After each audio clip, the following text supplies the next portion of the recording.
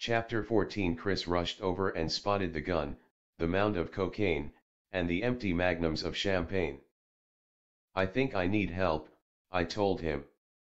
"I don't want to do this shit anymore, but I can't stop." Criss immediately started making phone calls. This was early in the game, and there weren't that many rehab places that knew how to deal with coke addiction. Finally, after about 10 calls, he found a place in Long Island called South Oaks Hospital. "They'll take you, but we gotta go now." "Right now?" I said. "I thought you wanted to go," he said. I tried to stall. "Let me just do a few more lines." "And a little more champagne," I said. "Now," he insisted. I did as much blow as I could anyway, and I backed it with some champagne and a few quaaludes for good measure. "Okay, let's fucking go," I said. Criss called for a limo and I started loading it up.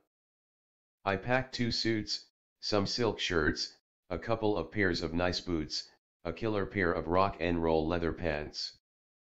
I brought a snare drum with sticks and a stand so I could practice in there.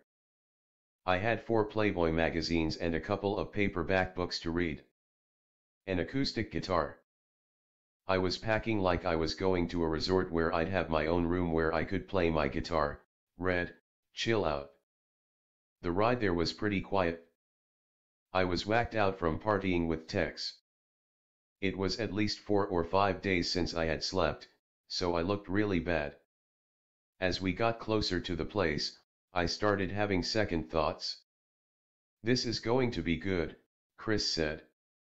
"You ain't getting Deb back unless you straighten out." "I don't want to lose her and Jeannie," I admitted. "I love them to death." We pulled into the grounds and I was impressed. Lots of land, nice foliage, the buildings looked nice. If you're going to have to be put away somewhere, this didn't seem so bad. We drove around to the back of a building where it said admissions and it looked like you were checking into a resort. Later I found out they don't take you through the front because the sign there says South Oaks Psychiatric Institute. I would have flipped out if I thought I was going to a Nuthus. But that was where I belonged. We went in and were directed to a room where I did my intake interview. My doctor was a 5'2" Indian named Dr. Rai. "So tell me your problems," he said in his thick Indian accent. I went into my history and this brown man started turning white.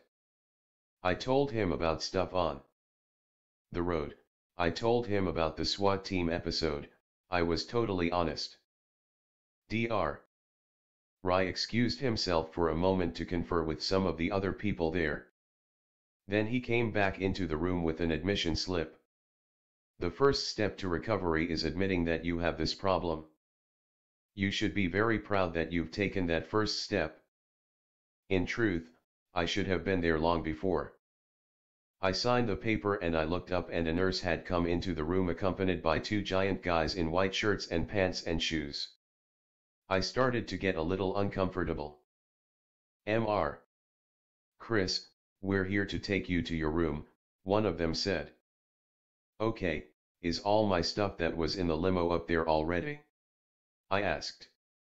"What's up there will be what we put up there," Dr. Rai said. "But there's certain things that you can't bring in here. We cannot have any musical instruments. And there's no place for dirty magazines. Magazines here. We will give you hospital clothes to wear so your friend can take your suits and such back. None of that is coming into my hospital. Don't worry, we will take care of you. We are going to take you off the bad drugs that you're on and give you drugs that are necessary for you, like anti-seizure medication." It suddenly hit me that this was not going to be a vacation.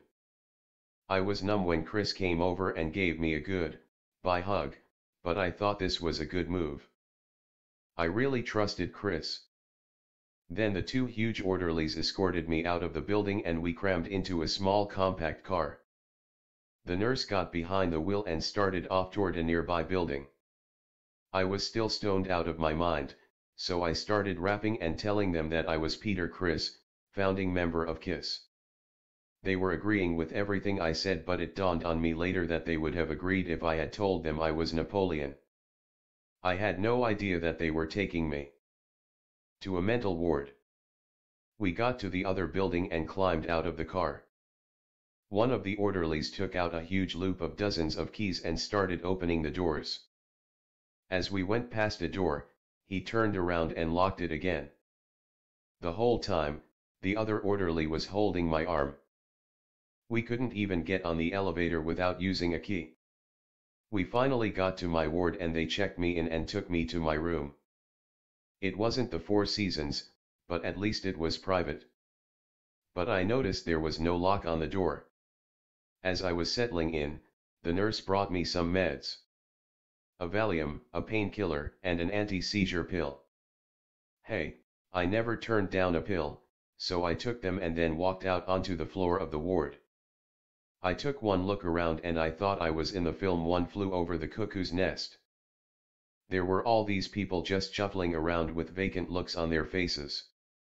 I later found out that they were all on Thorazine, a powerful antipsychotic, and the slow, deliberate way they walked was called the Thorazine Shuffle.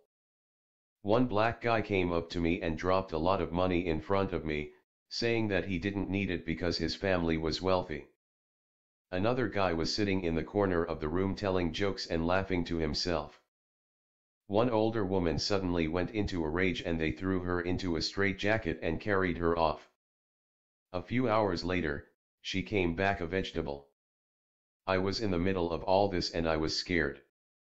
I thought, what am I doing in this hell? I didn't come here for this, I just came here to kick the fucking drugs. I felt so bad for the people who were truly mentally disturbed, but at the same time it was frightening to be up there with them. When it was time for dinner, they served roast beef. But they wouldn't give us knives to eat it with. Do you know what it's like to eat roast beef with a plastic spoon? I didn't sleep well that first night. But I was stuck there because I had voluntarily signed in, so I figured I'd better make the best of it. Out of the 25 or so patients on this ward, 4 of us were kicking alcohol, 2 of us were in for coke, and maybe a couple were kicking heroin. The rest of the people were mental patients. The ward was nicknamed the flight deck because it was where you took off from. But from the looks of most of the people there, they weren't getting very far. I got incredibly lonely my second night there. I hated sleeping alone. I missed the camaraderie of being out on the road with an army of guys. I started thinking about Deb and her seeing me in a place like this. Then I thought about letting my parents and all our fans down. I felt so guilty for getting so out of control, for not being able to handle the drugs. Mr. Cool tough Italian kid from the streets of Brooklyn. I found out later that it was actually normal to feel this way, it was part of the therapeutic process, but right then I just felt like such a loser. I was lying in bed and these thoughts were just flooding my head. I saw Ginili and then I saw myself as a little boy and it was Christmas and we were bringing a tree home in the snow. I started crying uncontrollably and I couldn't stop. Just then, a young male nurse walked into my room and sat down on my bed. He was around 5'10", probably weighed around 170 pounds, dark hair, a really nice looking man. He had pens and pencils in his perfectly white starched jacket. "We're going to get you through this, Peter. It's tough tonight, I know, but don't worry," he said. Then he told me that he saw me perform once at Madison Square Garden and that I was terrific. Now I felt even guiltier, a fan seeing me like this. It killed me. But he couldn't have been any sweeter, and we talked for hours on that bed. He made me feel good about myself. His visit got me through that horrible night. The next morning, I asked the head nurse at the desk if I could see him again. Mr. Criss, we don't have any male nurses on the night shift." This is a lockdown ward. There was no male nurse on. Bullshit. He came into my room and told me everything was going to be cool. I'm sorry, but there was no male nurse on duty last night. I thought to myself, holy shit, you idiot. Either you hallucinated that whole scene or you had an angel come into that room. Deep down I knew he was an angel. And right then I decided that I was going to stick this out and get better. One morning I went to the breakfast table and there was a beautiful girl sitting across from me. I looked at her, I couldn't help it, she was so pretty, and I noticed that there were burns on her arms, and her wrists had scars on them, and her throat had been cut in 3 different places. I couldn't believe that a girl that pretty didn't want to live. I spent a week on that ward. I didn't like it. It wasn't easy to see people getting put into straitjackets. Straitjackets and shuffling around and staring vacantly at the big TV. On Saturday night they had a big party and we could all stay up late, watching TV and eating potato chips and pretzels and drinking soda. It wasn't like drinking champagne and snorting coke and getting in a hot tub with some naked women, but it had to do. After a week, Dr. Rai asked me if I wanted to stay. You can legally leave now, but I wouldn't recommend it, he said. The full program is 9 weeks, and if you did that I would be very proud of you. I thought about Jinili and how much I didn't want to lose her. I was worried about Deb, but I was more worried about my daughter. So I thought, I can do 9 weeks. After a week on the flight deck, they moved me to a ward that had only alcoholic men. The place smelled like a fucking drunk tank and it was impossible to sleep with all their snoring. I would sit up all night and bullshit with the head nurse because I didn't want to lie down with all these drunks. Deep down I felt really bad for those guys. I spent a week on that ward and finally they transferred me to a much nicer unit. Now I was on a ward with my own people, the cokeheads and junkies. Finally I could sit and eat with people who didn't want to shoot themselves or cut their wrists. It was just a bunch of guys relating war stories. Yeah, I started with a line and next thing you know I was shooting coke. It was funny, I had been such a rebel my whole life, but in here I never broke the rules. I did everything I was told. I never once caused a fight or gave the nurses a bad time.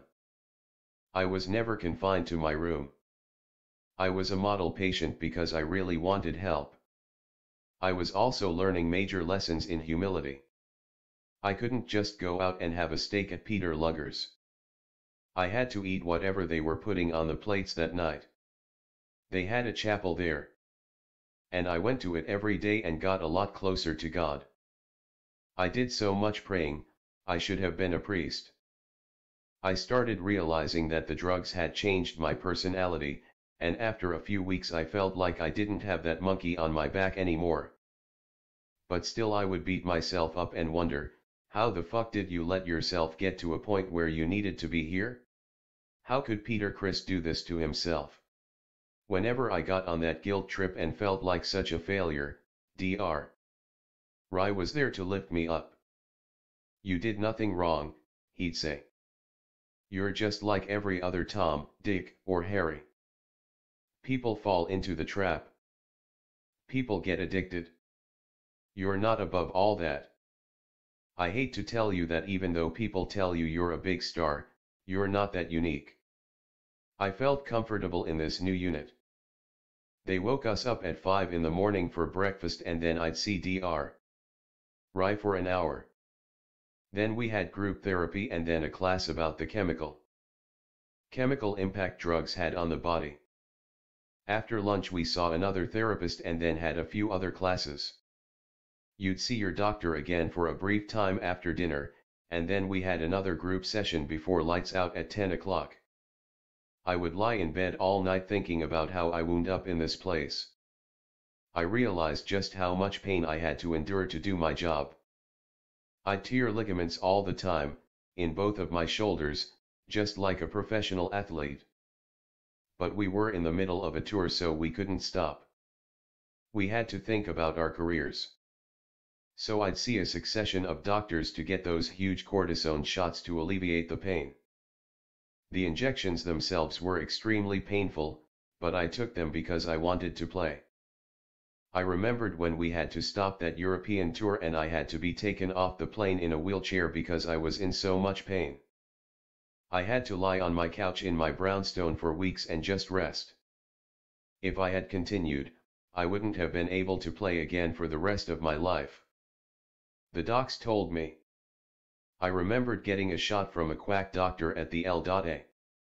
Forum just so the show could go on. I had to play that show, we were taping it for a live too. By then my right hand had been broken a few times. I had been partying with Ace the night before the show. It was getting to the point that we were getting so big and people were screaming so loud no matter what we did that the success almost got depressing. We were doing the same songs night after night after night. I needed an out from all that, and the drugs were it. Right before that show I remember putting half of my makeup on, looking over at Ace, and saying, "Ace, I can't go on, I think I'm going to die." I felt the room was closing in and my breathing became erratic. Sean and Bill conferred and Sean ran out and found that Fugazi doctor who gave me the shot. I felt like I was playing on another planet that night. Eventually our road managers would travel. With a footlocker filled with sleeping pills, pain pills, muscle relaxants. The show must go on. Just keep me going, and they'd worry about it afterward. It got to a point where I wouldn't go on unless I had coke. And the promoters would supply the coke. Everyone had coke, the roadies had it, the truckers had it, the groupies had it. I'd lie in bed in rehab and think about all the insane events that had conspired to get me there. Our little group got tight. There were 2 pilots who flew for Pan Am who were coke addicts. They told me that they used to steal the whiskey from the hotel minibars and stuff them into their pockets so they could take the edge off the coke when they were landing. "I could have been on one of your planes and you could have killed me," I protested. "Yup, that's why we're here," one of them said. There was a nurse, there was a plumber, there was an electrician getting help. I got friendly with a reporter named Tommy who worked for a big newspaper. And a motorcycle cop named Tim who was in there for alcohol addiction. My story was just like any of the others. I was addicted and I wanted to stop. I was doing 5 grams of coke a day. If my nose was bleeding too much to snort the coke, I'd take a cold capsule, empty the little beads out, fill it with coke, and take it orally, just to get high. My habit ran into thousands of bucks a week. I was really shut off from the outside world. Deb and my parents didn't even know I was in the hospital. After 4 weeks they allowed me to have visitors, and Criss started coming by every weekend.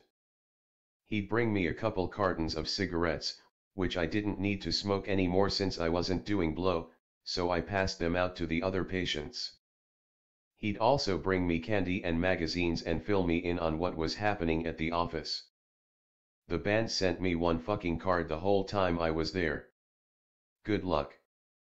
Glad you are there. Fuck you. Gene, Paul, Ace." I guess they thought they were being funny. Other than Criss, I had no contact with anybody else in the office. Right after my 4th week, the doctor told me that he wanted to bring my parents up. "No way," I said. "I don't want them to see me here." "You've got to have them come up," Dr. Ray said. "It's part of the treatment."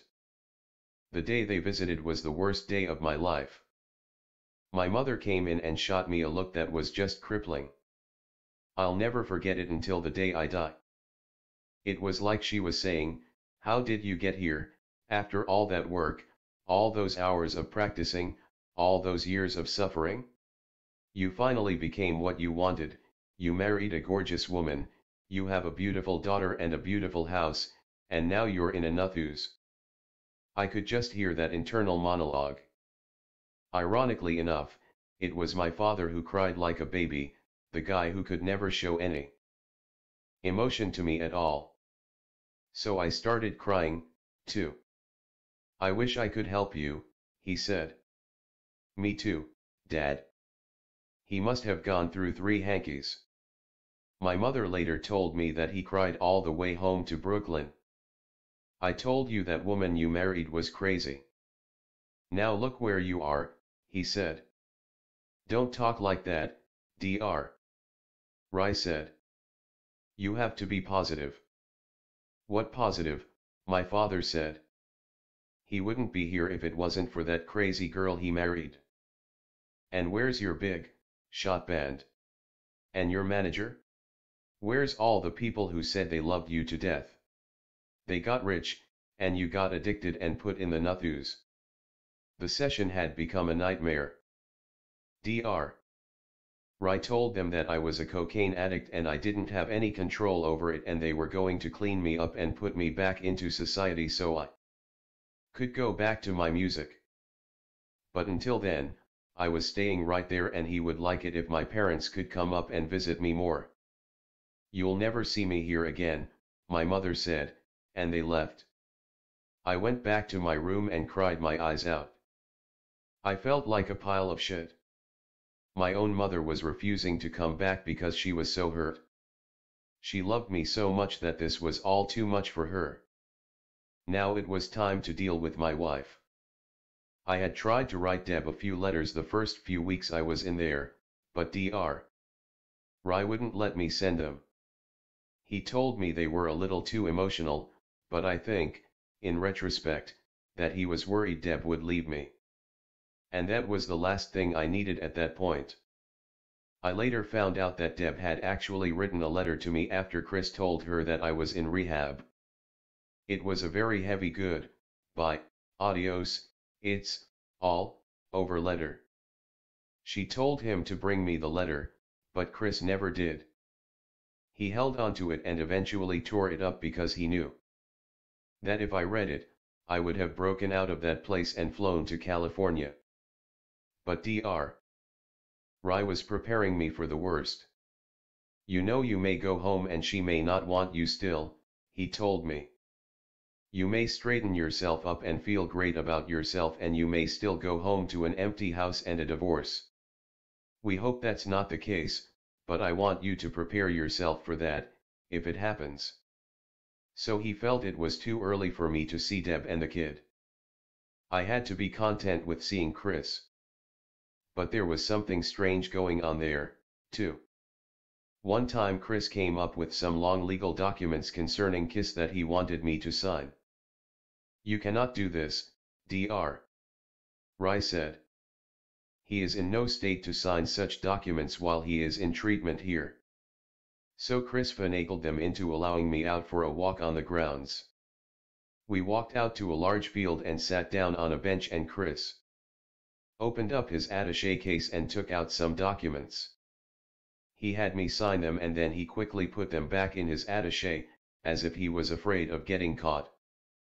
I didn't even know what the fuck I was signing. To this day I don't know what those papers were about.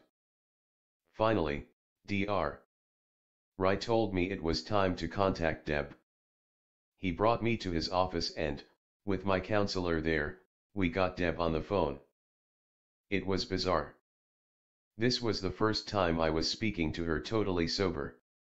I was crying like a child, expecting her to tell me to fuck off, that she would never see me again, but she didn't do that. She said she'd come back east and see me. I felt reborn after that call. A week later, Deb came to visit me. I felt great. I was really going to fight and win this. It was a weekend, and Deb pulled up to the place in my Datsun 10th anniversary gold and black Z. She brought Jeannie, who was still too young to know what any of this stuff was. Everyone's families were visiting, and I had bragged to everyone about my beautiful model wife who had been in a big Coppertone ad. She was on billboards all over the country in a bikini showing her wonderful Coppertone tan lines. She walked in looking like $1 million, like a class act from Beverly Hills. But when we started our session, I couldn't believe my ears. Everything was on me. He beats me up, he goes crazy when he's on drugs, she told Dr. Right. It was like she had never snorted a line in her life. I felt like Mike Tyson on Barbara Walters listening to Robin Givens. He's intolerable. He's an absolute maniac when he starts with the blow. He wrecks things. I was dying to butt in and say, she's just as fucking bad, but I thought if I started squealing on her, there was no way of getting her back. I was tearing up and she was going, oh, Peter, look at you. Look what you got yourself into. It's breaking my heart. I was thinking, you fucking bitch. You were the one who was 2 hours late to our wedding because you were snorting up a storm. Instead I was reduced to saying, I'm so sorry, come back to me. I'm a changed man. Ask Dr. Right, I'm the best patient here.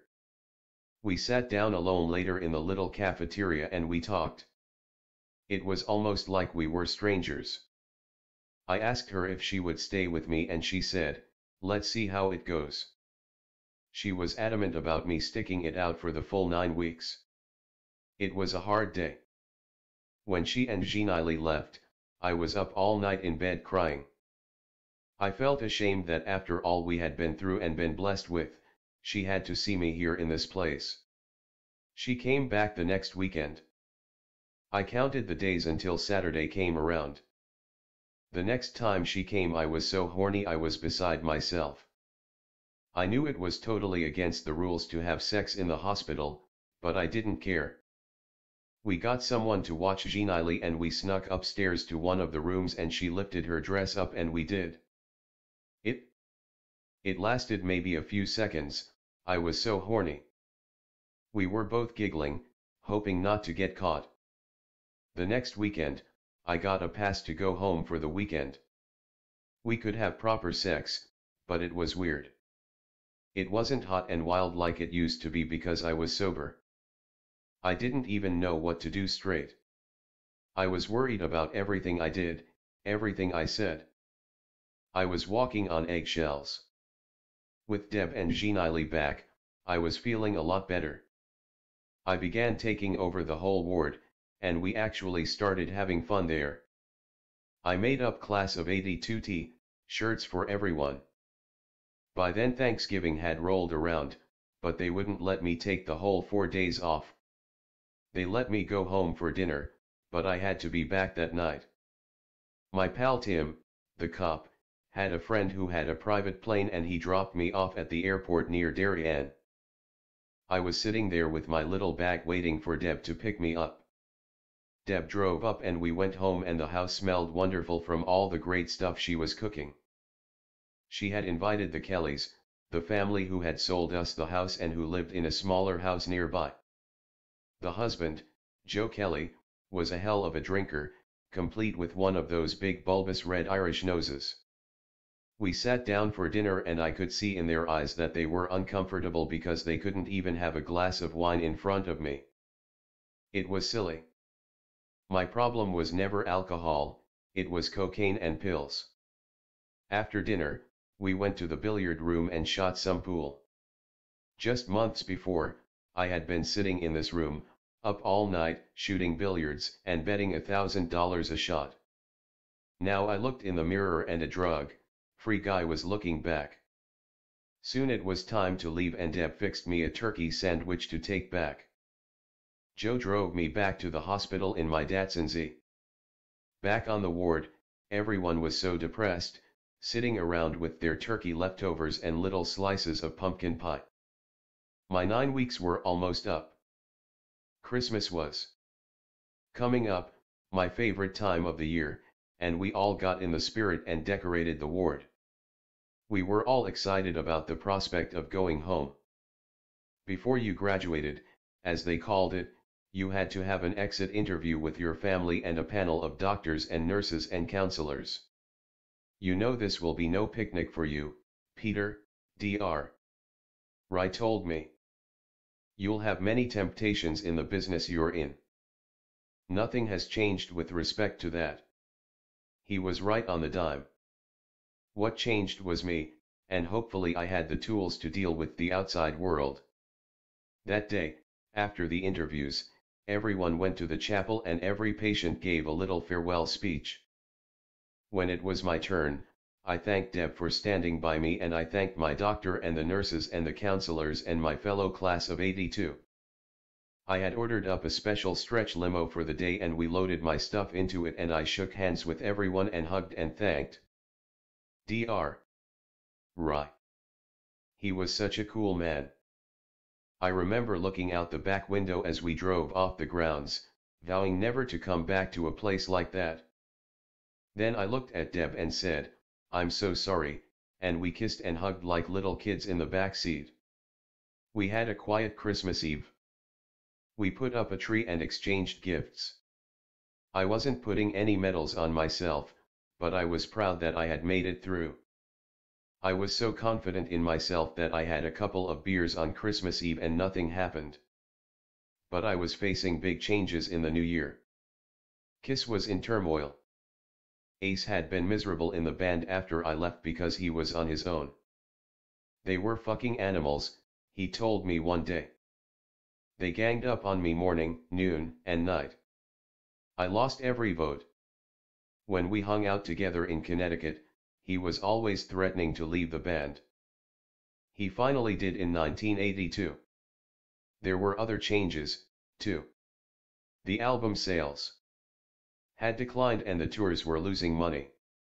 Howard Marks had promised my wife that we would never have to worry about money, but now management was singing a different tune. I was told that my house in Darien was costing too much and that I should sell it and move to a cheaper place. They also told me that they could no longer afford to pay the rent on my parents' new apartment in Queens. That really upset me. All of a sudden there wasn't enough money to pay for a little apartment in Queens. My parents had never had nice things in their life. Getting them that little apartment made me feel so good. Now it was going to be taken away. I always felt guilty that I hadn't done more for them. They had it so hard.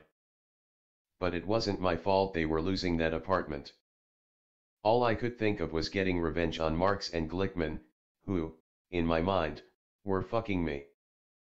I was still raw from rehab and I wasn't exactly making the best decisions. So I reached out to a kid I had met in rehab. Let's call him Tony Vinzini. Tony and his older brother Christopher were at South Oaks for cocaine addiction. Tony was a little skinny guy, but Christopher was 250 pounds at least. He was in rehab for beating up a couple of cops and smashing their patrol car window in. No jail, they put him in rehab. I told Tony who I was and he went crazy. "Oh my God, Criss. One weekend," he said, "my family is coming and we'd like to take you to dinner." I went and met the mom.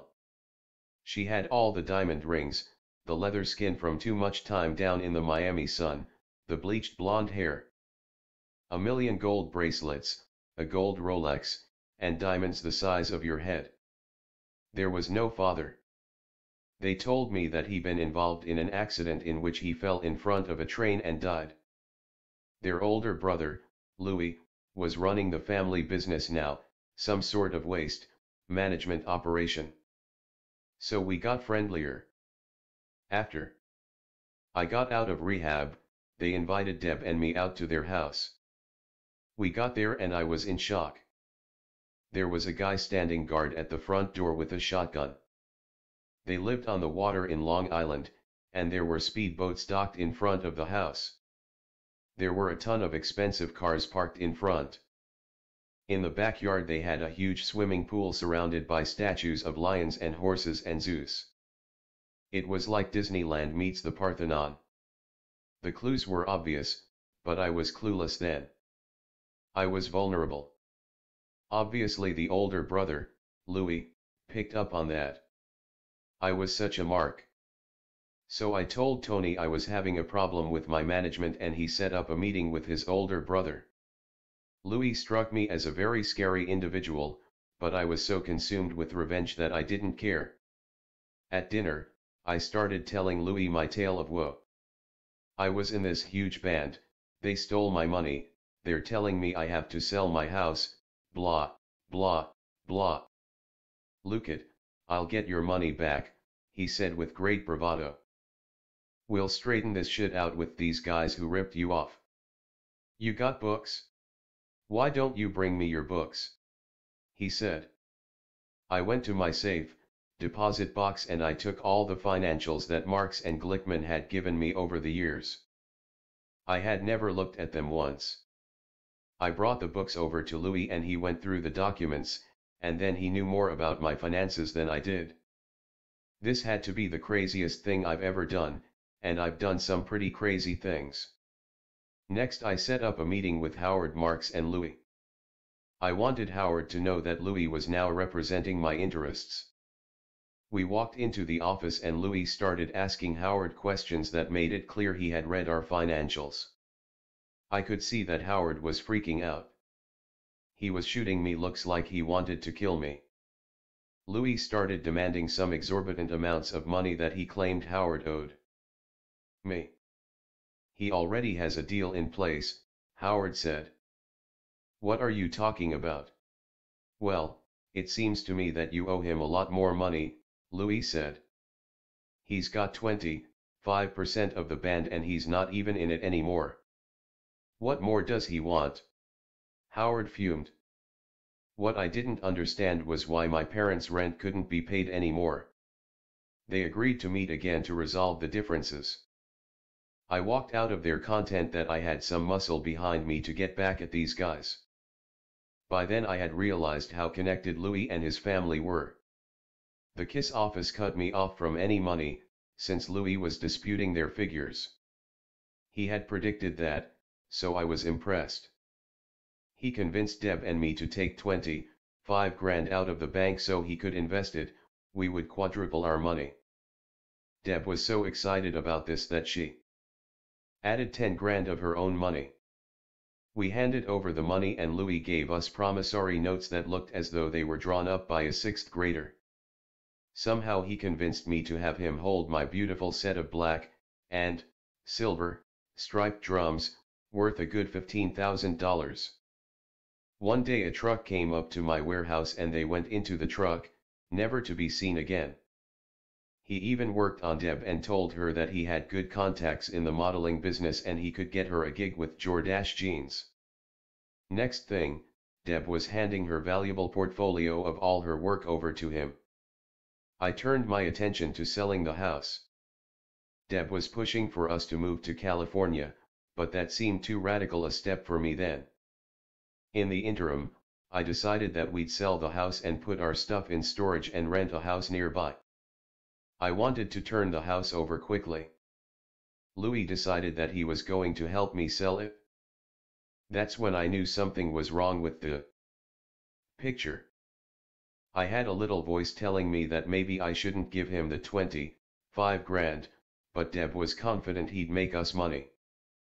But the voice was getting louder. And it was saying, "Don't do it, Peter." We listed the house with a broker and soon enough, a couple from Texas was interested in it. But Deb made the mistake of telling Louis that we were about to sell the house to a really wealthy Texas family. A week later, the Texan came by our house. Apparently Louis had somehow tracked him down and threatened him if he went ahead with the purchase. Then he told the guy that if he did buy it, he'd have to pay Louis 10% of the sale because he was my attorney. "Who is this Louis guy?" the Texan asked me. "He's following me around, threatening me." I sat him down and explained the whole story. When I was finished, he just shook his head. "That's crazy shit," he drawled. "In Texas we'd kill someone for doing that." "This ain't Texas," I said. A few days later I called Howard. "I invited the mob in and I'm really sorry about it. We really should talk." He suggested we meet in a tiny, low-profile bar near his office. He was waiting at the bar when I walked in, but then, out of the corner of my eye, I saw Louis and 4 guys follow me into the bar. Howard and I both turned white. Louis walked right up to me. "What are you doing here?" he asked threateningly. "What do you mean?" "I'm having a drink," I said. "What's Howard doing here?" He nodded in Howard's direction. "We're, having a drink together." "I don't understand something. One minute you hate the guy, he stole from you, you want to get rid of him, and now you're having a sociable drink with him. What shit are you guys talking about behind my back?" He fumed. "What I don't understand is what you're doing." "Here," I said. "Let's just say a little birdie told me there might be something going on," he said. "There ain't nothing going on," I lied. I walked over to the bar where Howard had been watching all this. "Hi, Peter," he said. "Hi, Howard." "You told me you were going to meet me here alone," Howard said. "Well, that's a fucking dream," Louis said. "That ain't gonna happen. Whatever you guys need to talk about, you can talk about it in front of me. I have nothing to say." "I'm leaving," Howard said, and he paid for his drink and walked out the door. I didn't know what to do. "I'm going home," I blurted out. "Yeah, I think you should do that," Louis said. A week later I was sitting in the house, having a couple of beers with my racquetball partner Don. Deb came into the room. "Louis is coming over, he wants to talk to you." "I'm not talking to him." "I thought we got rid of him," I said. "He sounded scary and he said he was going to be right over," she reported. I grabbed Don and we went out the back entrance of the house. There was a thick wooded spot not too far from the house and I led him there. "What's going on? Why are we hiding in your own bushes?" he asked. "Look, I got involved with some bad guys and they want payback or something, so just be quiet." "I don't want them shooting us," I said. "Are you kidding me?" This situation was just not computing with his Darien mentality. He shut up. After a few seconds, I heard a car come up and then the muffled sounds of a conversation. "I'm telling you he's not here," Deb said. "Bullshit." I recognized Louis's voice. "I know he's here, and we're going to find him." I saw flashlights illuminating the backyard. Don and I were crouching in the brush like 2 little mice, not making a sound. They looked around the perimeter of the house, then they went back in. Soon after, I heard their car leave. We came out of the bushes and went back inside. Don looked like he was in shock. "They're fucking crazy," Deb said. "Should I call the police?" "No. Whatever you do, don't call the police," I said. That was the last I saw of Louis. But I still wanted my money and my shit back, so I hired a big shot attorney who had been involved in the Agent Orange litigation. He reviewed the case and wrote a letter to Louis's attorney, but then he called me into his office. "Peter, if all you've lost is $25,000 and your wife's portfolio and you can still walk, I would do just that. You say you might move to California? I couldn't think of a better time. You don't want to mess with these people." I got the message. I dropped the suit. In retrospect, I think that Howard got these guys off my back. He was pretty connected himself to a couple of connected guys, and someone probably made a phone call and the trouble went away. Louis probably thought Howard was a piece of cake, a rube waiting to be taken. All I know is that Louis didn't make any more trouble for any of us. But new trouble was lurking just around the corner. By then we had sold the house to the Texans and were living in a small house on a lake in New Canaan. The Texans were throwing a big housewarming party, and they invited us. It was a little weird, I thought, going back to my old house when someone else owned it, but Deb convinced me to go. We weren't there 5 minutes before a guest came up to us and offered us some blow. I went up to the bathroom with her and Deb, and I didn't take any, but she and Deb did a few lines and they got whacked out. We went back downstairs and Deb started dancing with Joe Kelly's attractive wife, who was equally drunk. They were both so out of it that they fell on the floor at one point. Deb went to the bathroom, probably to do some blow, and Kelly's wife came over to me. "Do you know that your wife is fucking my husband?" she said out of nowhere. "What? My husband is fucking your wife," she said. "I don't know anything about that," I said. "Well, I do," she said, and walked away. My mind started reeling. I remembered that they had taken Deb with them on a vacation to Jamaica about a year ago. The three of them were probably fucking each other in Jamaica. I stayed home with Jeannie, and when I picked Deb up at the airport she came off the plane looking like Bo Derek. Her hair was all in braids, she was stopping traffic, and there was her schleppy husband with the kid. It didn't even cross my mind that she had been cheating on me. I was so in love with Deb, and this love was certainly blind. Ace had tried to hip me to the situation. One day he came over after I had gotten out of rehab and we were in the back, fixing the mopeds. Joe Kelly came over and he was in the house with Deb for hours. "What's this fucking guy doing in your house for 2 hours?" Ace asked me. "He's a friend of ours," I said. "When I was in the hospital, he helped out." "Yeah, I'm sure he helped himself to a lot of things, including your wife's pussy," Ace said. So when we got home from the Texans party, I told Deb what Joe Kelly's wife had said to me. "Are you fucking this guy?" I asked her point blank. "No. She's drunk, she's out of her mind," Deb said. "Why would she say you fucked her husband?" I was so confused. I didn't want to acknowledge the truth. But it hit me over the head when I went into a bar in New Canaan one night to get a drink. By then we had left the lake house and moved to a townhouse near the bar. I walked in and Joe Kelly was in there drinking. He saw me and he turned white as a ghost. He lived 10 miles away in Darien. Why would he be at this little pub around the corner from my place in New Canaan? Deb kept putting the pressure on me to make the move to California.